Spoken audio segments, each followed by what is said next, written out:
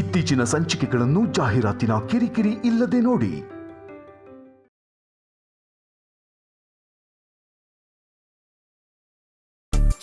ಮುದ್ದು ಜಾಣ ಸೊಸೆ ನೀನು. ಕುಡಿ ಕುಡಿ ಕುಡಿ.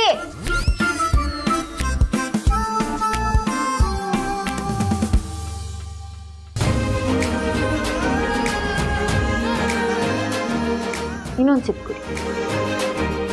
ಲಕ್ಷ್ಮಿ,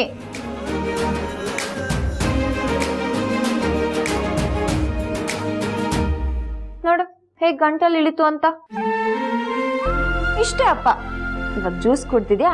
15 ಮಿನಿಟ್ಸ್ ಆದ್ಮೇಲೆ ಇಬ್ರು ಊಟಕ್ಕೆ ಬನ್ನಿ, ಆಯ್ತಾ? ಆಯ್ತು ಅತ್ತೆ. ಬೇಜಾರಾಯ್ತಾ? ಸರಿ ಪ್ರಮೋದ್, ಊಟಕ್ಕೆ ಕರ್ಕೊಂಡು ಬನ್ನಿ, ನಾನು ನಿಮ್ಗೆ ಆಮೇಲೆ ಸಿಗ್ತೀನಿ.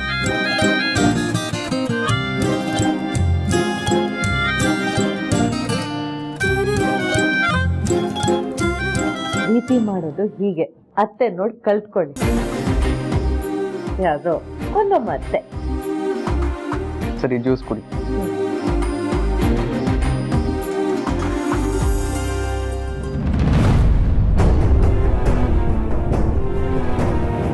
ಅತ್ತೆ ಎದ್ದಿದ್ದೀರಾ? ಒಳ್ಳೇದಾಯ್ತು. ಮಾತ್ರೆ ತಂದಿದ್ದೀನಿ, ತಗೊಳ್ಳಿ.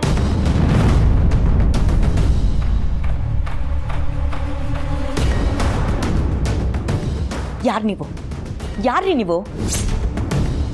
ನನಗೂ ನಿಮಗೂ ಏನ್ ಸಂಬಂಧ? ಅತ್ತೆ, ನಾನು ನಿಮ್ಮ ಸೊಸೆ ದುರ್ಗಾ. ಯಾವ ಸೊಸೆ? ನಿಮ್ಗೊಂದ್ಸಲ ಹೇಳಿದ್ರೆ ಅರ್ಥ ಆಗಲ್ವಾ? ಯಾಕೆ ನನ್ನ ಕೂಡ ಹಾಕಿ ಚಿತ್ರ ಹಿಂಸೆ ಕೊಡ್ತಿದ್ದೀರಾ? ಏನಾಯ್ತು?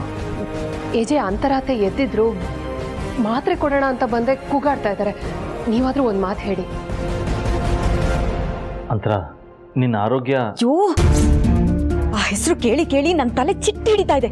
ಸಾಕು ಸಾಕು, ಪ್ಲೀಸ್ ಆ ಹೆಸರು ಹೇಳ್ಬೇಡಿ. ಅಕ್ಕ, ಸಮಾಧಾನ ಮಾಡ್ಕೊಳ್ಳಿ, ನಾನಿದ್ದೀನಿ, ಏನೂ ಆಗಲ್ಲ. ಅಕ್ಕ, ಅವ್ರು ನಿಮಗೆ ಮಾತ್ರೆ ಕೊಡಕ್ಕೆ ಬಂದರು. ಮಾತ್ರೆ ನುಂಗೋ ಟೈಮ್ ಆಯ್ತಲ್ಲ, ಅದಕ್ಕೆ. ನೀವು ಈ ಥರ ಮಾಡಿದ್ರೆ ಪಾಪ ಅವ್ರಿಗೆ ಬೇಜಾರಾಗಲ್ವಾ?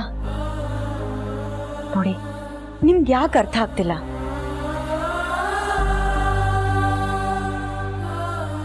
ನಾನು ರೂಪನ್ ನೋಡ್ಬೇಕು. ಅಟ್ಲೀಸ್ಟ್ ನನ್ನ ಫೋನ್ ಆದ್ರೂ ಕೊಡಿ, ನಾನು ರೂಪನ್ ಕರೆಸ್ಕೋತೀನಿ.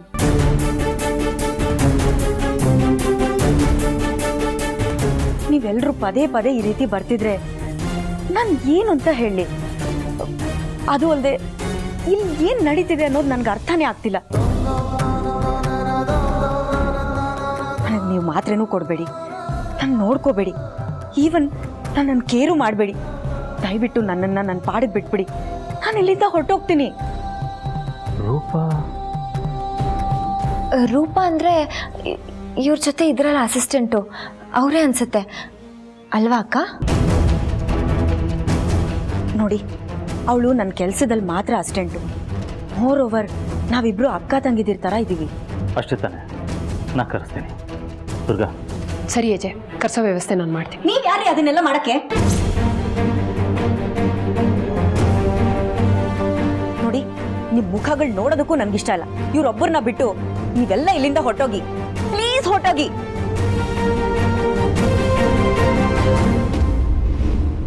ನಾನಿಷ್ಟು ಪ್ರೀತಿಯಿಂದ ನೋಡ್ಕೊಳಕ್ ಬಂದ್ರು ಅಂತರ ಅತ್ತೆ ಈ ಲೀಲಾಗೆ ಹತ್ರ ಆಗ್ತಾ ಇದಾರಲ್ಲ, ಇಷ್ಟು ಬೇಗ ಹೇಗೆ ಅವ್ರನ್ನ ಹೊಲ್ಸ್ಕೊಳಕ್ ಸಾಧ್ಯ?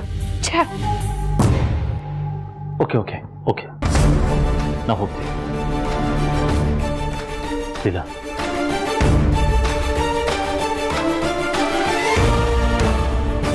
ದುರ್ಗಾ. ಓಕೆ ಅಜಯ್.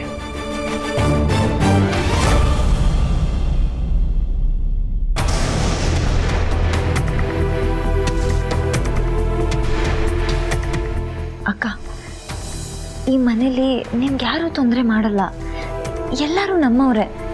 ಈಗ ಪುಟ್ಟ ಮಗು ಹಠ ಮಾಡ್ತಿದ್ರೆ ಅಮ್ಮ ಸುಮ್ಮನಿರ್ತಾಳ? ಇಲ್ಲ ತಾನೆ, ತಾಳ್ಮೆಯಿಂದ ಮುದ್ದು ಮಾಡಿ ಅರ್ಥ ಮಾಡಿಸ್ತಾಳೆ. ಇಲ್ಲೂ ಹಾಗೆ ಎಲ್ಲರೂ ಒಳ್ಳೆಯವ್ರೆ. ನಿಮ್ಗೇನು ರೂಪ ಅವ್ರು ಬರಬೇಕು ತಾನೆ, ಅದ್ರ ವ್ಯವಸ್ಥೆ ನಾನು ಮಾಡ್ತೀನಿ. ನೀವಿವಾಗ ಮಾತ್ರೆ ನುಂಗಿದ್ರೆ ಮಾತ್ರ ರೂಪ ಅವ್ರು ಬರ್ತಾರೆ, ಇಲ್ಲಾಂದ್ರೆ ಬರಲ್ಲ. ಸೊ ಮಾತ್ರೆ ನುಂಗ್ಬೇಕು. ಮಾಡಿ. ಬೇಡ, ನಾನೇ ತಗೋತೀನಿ.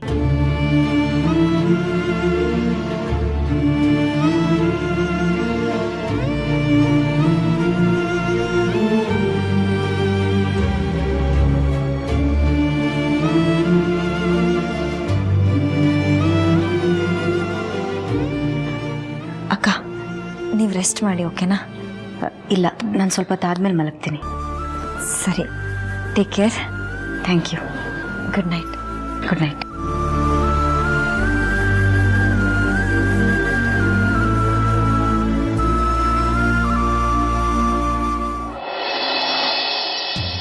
ಈ ಕಡೆ ನಮ್ಮ ಬಾಸ್ ಲವ್ ಹೀಗಾಗೋಯ್ತು, ನನ್ನ ಲವ್ ಸ್ಟಾರ್ಟಿಂಗಲ್ಲೇ ಕೊಟ್ಟೋಯ್ತು. ಏನಾಗ್ತಿದೆ? ದುಷ್ಟಶಕ್ತಿಗಳ ಕೈವಾಡ ಏನಾದರೂ ಇದೆಯಾ? ಇಲ್ಲ. ಗ್ರಹಗತಿಗಳು ಸರಿ ಇಲ್ವಾ? ಅದು ಗೊತ್ತಿಲ್ಲ. ಅಥವಾ ಆಷಾಢ ಕಳೆದು ಶ್ರಾವಣ ಬಂದ್ಮೇಲಾದ್ರೂ ಕರೆಕ್ಟ್ ಆಗ್ಬೋದಾ? ಅಯ್ಯೋ, ಒಂದೂ ಗೊತ್ತಾಗ್ತಿಲ್ಲ. ವಿಶ್ವರು, ಅಪ್ಪನ ಲೈಫ್ ಬಗ್ಗೆ ಡೀಪಾಗಿ ಯೋಚನೆ ಮಾಡ್ತಿರೋ ಹಾಗಿದೆ. ಅಪ್ಪನ ಲೈಫು ಚೆನ್ನಾಗೇ ಇರುತ್ತೆ. ಸದ್ಯಕ್ಕೆ ಕನ್ಫ್ಯೂಷನ್ಸ್ ಇರ್ಬೋದು, ಆದ್ರೆ ನಾನ್ ಗ್ಯಾರಂಟಿ ಮುಂದೆ ಹೋಗ್ತಾ ಹೋಗ್ತಾ ಎಲ್ಲ ಸರಿ ಹೋಗುತ್ತೆ. No worries. ಗ್ಯಾರಂಟಿ? ಗ್ಯಾರಂಟಿ 100%. 100%. ಇವಾಗ ನಾನು ಸ್ವಲ್ಪ ಸಮಾಧಾನವಾಗಿರ್ಬೋದು. ಮತ್ತೆ ಈ ದುಃಖ ಕಣ್ಣೀರಲ್ಲ ನಂಗೆ ಜಾಸ್ತಿ ಬರಲ್ಲ. ಇಲ್ಲಿಂದ ಇಲ್ಲಿವರೆಗೆ ಬರುತ್ತೆ, ಅದಕ್ಕಿಂತ ಮೇಲೆ ದುಃಖ ಹೋಗಕ್ಕೆ ಬಿಡೋದೇ ಇಲ್ಲ ನಾನು. ನೀವು ಹೇಳಿದ ಮೇಲೆ ನಂಗೆ ಸ್ವಲ್ಪ ಸಮಾಧಾನ ಆಯಿತು. ಅದೆಲ್ಲ ಇರಲಿ, how can I help you? ಏನು ಅಂತ ಹೇಳಿ ವಿಶ್ವರು ಸರು, ನನ್ನ ಹೆಂಡತಿ ಮಾತ್ಕೆ ಸಿಗ್ತಿಲ್ಲ. ಹತ್ರ ಹೋದ್ರೆ ಸಾಕು, ಒಳ್ಳೆ ಮೈ ಮೇಲೆ ದೆವ್ವ ಬಂದಂಗೆ ಆಡ್ತಾಳೆ. ಈ ಲೇಡೀಸು ಒಂಥರ ಮಕ್ಕಳಿದಾಗೆ. ಅವ್ರು ಅಳ್ತಿರ್ಬೇಕಾದ್ರೆ ನಾವು ಮಧ್ಯಕ್ಕೆ ಹೋಗಿ ಸಮಾಧಾನ ಏನಾದರೂ ಮಾಡಿದ್ರೆ ಅಲ್ಲಿಗೆ ಕತೆ ಮುಗೀತು. ಇನ್ನು 1 ವಾರ ಅಳ್ತಾನೇ ಇರ್ತಾರೆ, ಎಷ್ಟು ಸಮಾಧಾನ ಮಾಡಿದ್ರು ಅಷ್ಟೇ. ಮತ್ತೆ ಏನು ಮಾಡೋದು ಅಂತೀರಾ? I will tell you. ಈ ಲೇಡೀಸ್ ಅಳ್ತಿರ್ಬೇಕಾದ್ರೆ ಅವ್ರನ್ನ ಅಳಕ್ ಬಿಡಬೇಕು. ಅವ್ರ ಮುಂದಿನ ಆ ಕಡೆಯಿಂದ ಈ ಕಡೆ, ಈ ಕಡೆಯಿಂದ ಆ ಕಡೆ ಓಡಾಡ್ತಿರ್ಬೇಕು. ಆದರೆ ಸಮಾಧಾನ ಮಾಡಕ್ಕೆ ಹೋಗ್ಬಾರ್ದು. ಆವಾಗ ಏನಾಗುತ್ತೆ? ತಲೆ ಕೆಡುತ್ತೆ. ತಲೆ ಕೆಟ್ಟು ನಾನು ಇಷ್ಟೆಲ್ಲ ಅಳ್ತಾ ಇದ್ರು ನನ್ನ ಗಂಡ ನನಗೆ ಸಮಾಧಾನ ಮಾಡಕ್ಕೆ ಬರ್ತಿಲ್ವಲ್ಲ ಅಂತ ತಲೆ ಕೆಟ್ಟು ನಿಮ್ಮ ಹತ್ರ ಬರ್ತಾರೆ. ಆವಾಗ ನೀವು ಪ್ರೀತಿಯಿಂದ ಅವರಿಗೆ ಸಮಾಧಾನ ಕೊಟ್ಟರೆ ಅಷ್ಟೇ ಸಾಕು. ಕರಗಿ ನೀರಾಗಿ ಆ ಕಡೆ ಅರಬ್ಬಿ ಸಮುದ್ರಕ್ಕೂ ಈ ಕಡೆ ಬಂಗಾಳ ಕೊಲ್ಲಿಗೂ ಹರಿದಾಡ್ಬಿಡ್ತಾರೆ. ಎಂತ ಐಡಿಯಾ ಕೊಟ್ರಿ ವಿಶ್ವರು, ಈಗಲೇ ಟ್ರೈ ಮಾಡ್ತೀನಿ. ಟ್ರೈ ಮಾಡಕ್ಕೆ ನನ್ನ ಮೇಲೆಲ್ಲ ಹೆಂಡತಿ ಮೇಲೆ ಯು ನಾಟಿ ಬಂದೆ. ನಿಮ್ಗೆ ಟ್ರೈ ಮಾಡೋಕ್ಕೊಂದು ಜೀವ ಆದರೂ ಇದೆ, ಆದರೆ ಈ ಜೀವಕ್ಕೆ ಅಯ್ಯೋ ದುರು ಇದೆಯೇ. ದೇವ್ರೆ, ನನ್ನ ಲೈಫ್ನ ಲಗಡೆ ತೆಗೆದ್ರೂ ಪರವಾಗಿಲ್ಲ, ಆದರೆ ಬಾಸ್ ಲೈಫ್ನ ಸಖತ್ತಾಗಿ ಮಾಡಬೇಕು. ಅಪ್ಪ, ಈ ಟೈಮಲ್ಲಿ ಅಕ್ಕನ ಜೊತೆ ಒಬ್ಬರಾದರೂ ಇರಬೇಕು. ಅದಕ್ಕೆ ನಾನಿಲ್ಲೇ ಇರ್ತೀನಿ, ನೀವಿಬ್ರು ಮನೆಗೆ ಹೋಗಿ. ಇಲ್ಲ ರೇವತಿ, ಎಲ್ಲ ಜವಾಬ್ದಾರಿನಿ ನಿನ್ನೊಬ್ಳ ಮೇಲೆ ಹಾಕಿ ನಾವು ಮನೆಗೆ ಹೋದ್ರೆ ನಾವು ನೆಮ್ಮದಿಯಿಂದ ಇರೋದಕ್ಕಾಗತ್ತಾ? ಹೌದಮ್ಮ, ಲೀಲನ್ ಜೀವನ ಸರಿ ಹೋಗೋವರೆಗೂ ನಾವಿಲ್ಲೇ ಇರಬೇಕು. ಕ್ಷಣ ಕ್ಷಣಕ್ಕೂ ತಿರುವು ತಗೋತಾ ಇರೋ ಅವಳ ಜೀವನನ ಹಾಗೆ ಬಿಟ್ಟು ಹೋಗೋಕ್ಕಂತೂ ಆಗಲ್ಲ.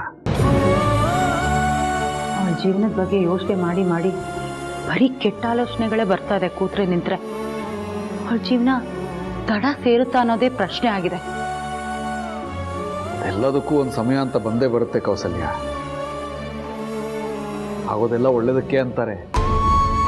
ಆದರೆ ನನ್ನ ಮಗಳಿಗೆ ಆಗ್ತಾ ಇರೋದನ್ನ ನೋಡಿದ್ರೆ ಅದರಿಂದ ಏನು ಒಳ್ಳೇದಾಗುತ್ತೆ ಅಂತ ಪ್ರಶ್ನೆ ಕೇಳಬೇಕು ಅನ್ಸುತ್ತೆ. ಏನೇ ಆಗಲಿ, ನಮ್ಮ ಮಗಳ ಜೀವನ ಸರಿ ಹೋಗೋವರೆಗೂ ನಾವು ಇಲ್ಲೇ ಇರಬೇಕು. ಹೀಗ್ರೆ ಮನೇಲಿ ಹಿರಿಯರಿದ್ರೆ ಯಾವ ಸಮಸ್ಯೆನೂ ಬರಲ್ಲ ಅಂತಾರೆ. ಏನಾದರೂ ಕಷ್ಟ ಬರೋಕ್ಕೆ ಮುಂಚೆನೇ ಹುಷಾರಾಗಿರ್ಬಹುದು, ತಯಾರಿ ಮಾಡ್ಕೋಬಹುದು ಅಂತೆಲ್ಲ ಹೇಳ್ತಾರೆ. ಆದರೆ ನಾನು ಈ ಮನೆಯಲ್ಲೇ ಇದ್ಕೊಂಡು ನನ್ನ ಕೈಲಿ ಏನೂ ಮಾಡೋಕ್ಕಾಗಲಿಲ್ಲ.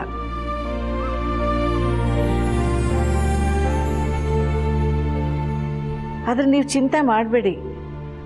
ನಾ ಬದುಕಿರೋವರೆಗೂ ನನ್ನ ಸೊಸೆ ಲೀಲಾ ಜೊತೆನೇ ಇರ್ತೀನಿ.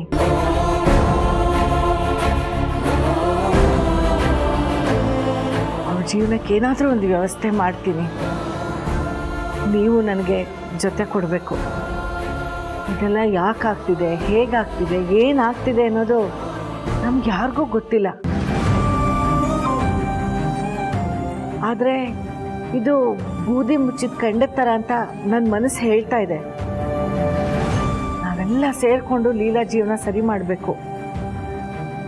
ನೀವು ಇದರಲ್ಲಿ ಕೈ ಜೋಡಿಸ್ತೀರಾ ಬೀಗ್ರೆ? ನೀವು ಹೇಳ್ತಾ ಇರೋದನ್ನು ಕೇಳಿದ್ರೆ ಭಾಳ ಸಂತೋಷ ಆಗುತ್ತಮ್ಮ. ನಮ್ಮ ಮಗಳಿಗೋಸ್ಕರ ನೀವು ಮಿಡಿತಾ ಇರೋದು ನೋಡಿದ್ರೆ ತುಂಬ ಸಮಾಧಾನ ಆಗುತ್ತೆ. ಲೀಲನ ಜೀವನನ ಏನಾದರೂ ಮಾಡಿ ನಾವು ಒಂದು ಹಳಿಗೆ ತರಬೇಕು. ತರೋಣಮ್ಮ.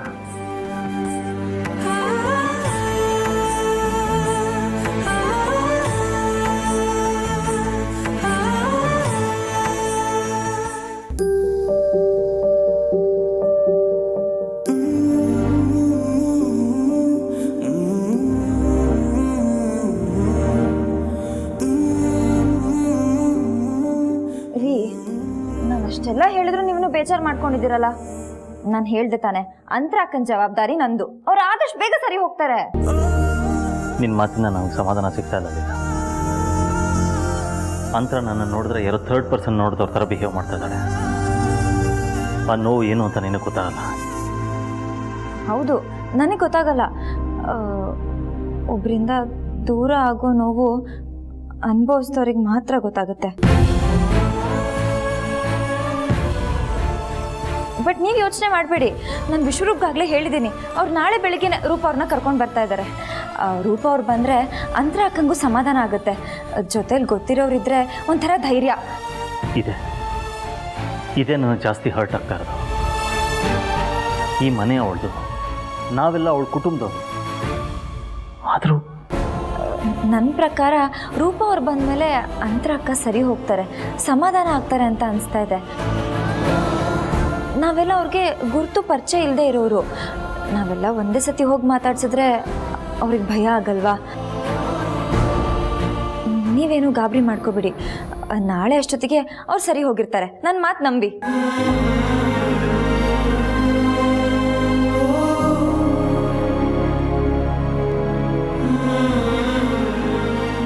ಯಾವ ಯೋಚನೆನೂ ಮಾಡದೆ ಆರಾಮಾಗಿ ಮಲ್ಕೊಳ್ಳಿ. ಹಾಗಂತ ಯೋಚನೆ ಮಾಡೋದೇ ನಿಂತೋಗಲ್ಲ. ಬಟ್ ಏನೋ ಒಂದು ಸಮಾಧಾನ ಆಗುತ್ತೆ ಅಂತ ಹೇಳ್ತಾ ಇದ್ದೀನಿ.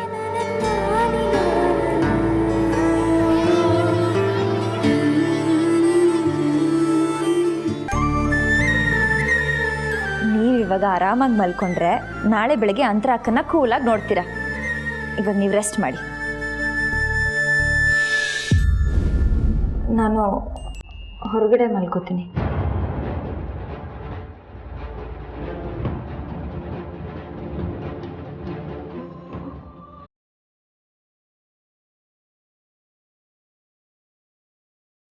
ಇನ್ಮೇಲೆ ಇಲ್ಲಿ ಮಲ್ಕೊಡ, ನಿನಗೆ ಅಂತ ಜಾಗ ಇದೆ.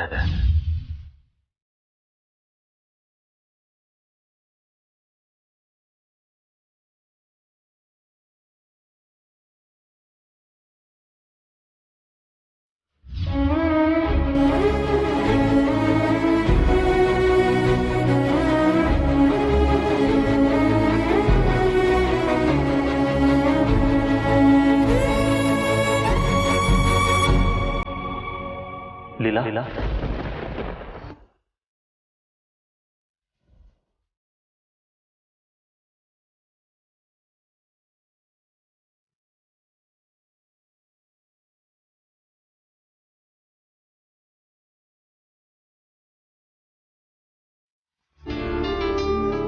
Good night.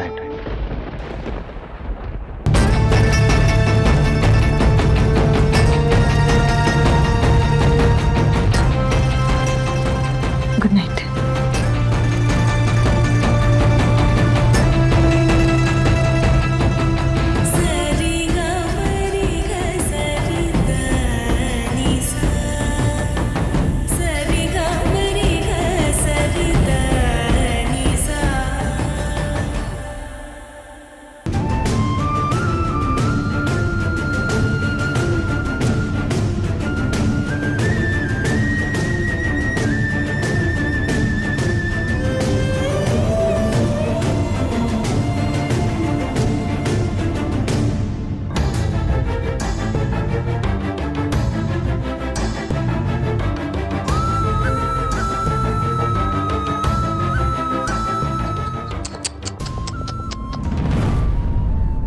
ಕಾಲಚಕ್ರ ಅನ್ನೋ ಒಂದು ಮಾತಿದೆ. ಇವತ್ತು ಮೇಲೆ ಇದ್ದು ಪಟ್ಟದಲ್ಲಿ ಮೆರಿತಾ ಇದ್ದೋನು ಕಾಲಚಕ್ರ ತಿರುಗ್ತಾ ಇದ್ದ ಹಾಗೆ ಕೆಳಗೆ ಬರ್ತಿದ್ದ ಹಾಗೆ ಬೀದಿಲ್ ಬಿದ್ದಿರ್ತಾನಂತೆ. ನಿನ್ನ ನೋಡಿದ್ರೆ ನನಗೆ ಹಾಗೆ ಅನ್ನಿಸ್ತಾ ಇದೆ. ಏಜೆ ಜೊತೆ ಪ್ರೀತಿ ಪ್ರೇಮ ಅಂತ ನಾಟಕ ಮಾಡಿಕೊಂಡು ಮೆರಿತಾ ಇದ್ದೋಳು ಇವಾಗೇನಾಯ್ತು? ಒಂದೇ ಒಂದಿನ, ಜಸ್ಟ್ ಒಂದೇ ಒಂದಿನ ರೂಮಲ್ಲಿದ್ದೋಳು ಈಗಾಗಲೇ ಇಲ್ಲಿಗೆ ಬಂದಿದ್ಯಾ. ಇನ್ನೊಂದು ಸ್ವಲ್ಪ ದಿನ ಆಮೇಲೆ ಗೇಟಿಂದ ಆಚೆ, ಆಮೇಲೆ ಬೀದಿಲ್ ಬಿದ್ದಿರ್ತೀಯ. ಏನಂದೆ ನೀನು? ನೀನು ಲೀಲಾ 2.0ನಾ? 2.0 ಅಲ್ವೇ, 0.0. ಇಷ್ಟೆಲ್ಲ ಆದ್ಮೇಲೂ ಇವತ್ತು ನನ್ನ ಮನಸ್ಸಿಂದ ಒಂದು ಮಾತು ಹೇಳ್ತಾ ಇದ್ದೀನಿ. ನಿನ್ನ ಈ ಪರಿಸ್ಥಿತಿ ನೋಡ್ತಾ ಇದ್ರೆ ನನಗೆ ಕರಳು ಚುರುಕ್ಕಂತಿದೆ. ಆದ್ರೂ ಪ್ರತಿ ಹಂತದಲ್ಲೂ ಒಂದೊಂದೇ ಮೆಟ್ಲು ನಿನ್ನ ಕೆಳಗೆ ಇಳಿಸಿ ಇಳಿಸಿ ಇಳಿಸಿ ಇಳಿಸಿ ಪಾತಾಳಕ್ಕೆ ತಳ್ತೀನಿ.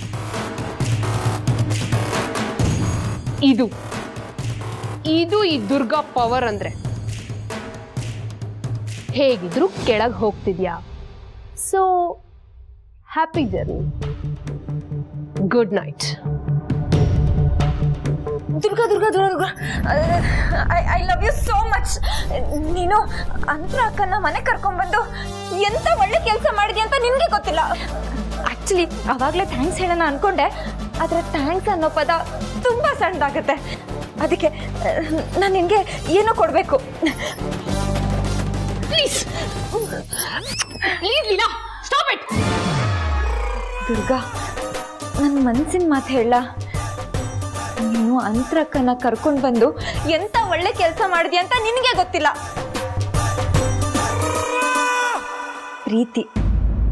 ಪ್ರೀತಿ ಅಂದ್ರೆ ಏನು?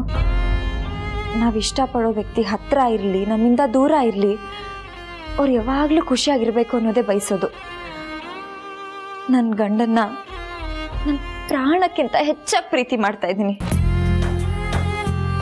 ಅಂತರ ಅಕ್ಕ ಮನೆಗೆ ಬಂದಾಗಿಂದ ಏಜೆ ಎಷ್ಟು ಖುಷಿಯಾಗಿದ್ದಾರೆ. ಅವ್ರ ಖುಷಿನ ನನ್ನ ಕಣ್ಣು ತುಂಬ ನೋಡ್ತಾ ಇದ್ದೀನಿ. ನಂಗೆ ತುಂಬ ಖುಷಿ ಆಗ್ತಿದೆ ದುರ್ಗಾ. ಈ ಎಕ್ಸ್ಪೆಕ್ಟ್ ಮಾಡದೇ ಇರೋ ವ್ಯಕ್ತಿ ಕಣ್ಮುಂದೆ ಬಂದ್ರೆ ಆ ದೇವ್ರು ಕೊಟ್ಟು ವರ ಅಂತ ಹೇಳ್ತಾರಲ್ಲ, ಆ ವರನ ನೀನ್ ಏಜೆ ಕೊಟ್ಟಿದ್ಯಾ. ಅವ್ರು ತುಂಬ ಖುಷಿಯಾಗಿದ್ದಾರೆ. ಅದಕ್ಕೆ ಕಾರಣ ನೀನು. ಇಲ್ಲಿವರೆಗೂ ನೀನು ತುಂಬಾ ತಪ್ಪು ಕೆಲಸಗಳನ್ನ ಮಾಡಿದ್ಯಾ, ನಾನು ಅದನ್ನ ತಡೆದಿದ್ದೀನಿ ಕೂಡ. ಆದರೆ ಅಂತರ ಅಕ್ಕನ ಮನೆಗೆ ಕರ್ಕೊಂಡು ಬಂದು ತುಂಬಾ ಒಳ್ಳೆ ಕೆಲಸ ಮಾಡಿದ್ಯಾ. ಇದಕ್ಕೆ ನಾ ಇನ್ನೊಂದ್ಸತಿ ನಿನ್ನ ಹಗ್ ಮಾಡ್ತೀನಿ. Please stay away from me. ಅಂದ್ರು Durga, I love you so much. Thank you so much. Good night.